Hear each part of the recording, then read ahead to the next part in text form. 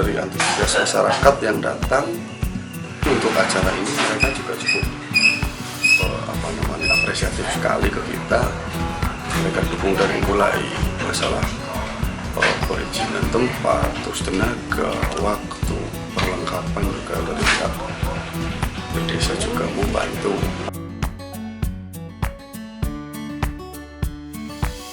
Dan mereka juga berharap di tahun-tahun berikutnya ada acara yang lebih baik lagi, lebih kompak lagi.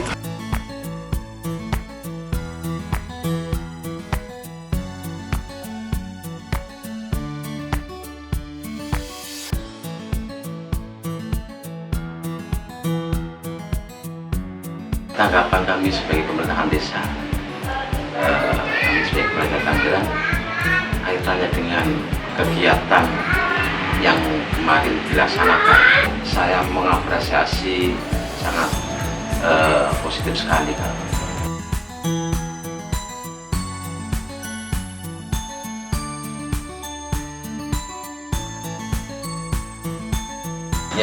Program seperti ini kami harapkan bersinergi dengan warga kami yang ada di perantau untuk memajukan desa Tangerang.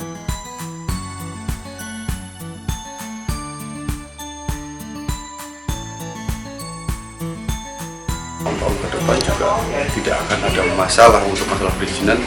Mereka juga yakin kita bisa.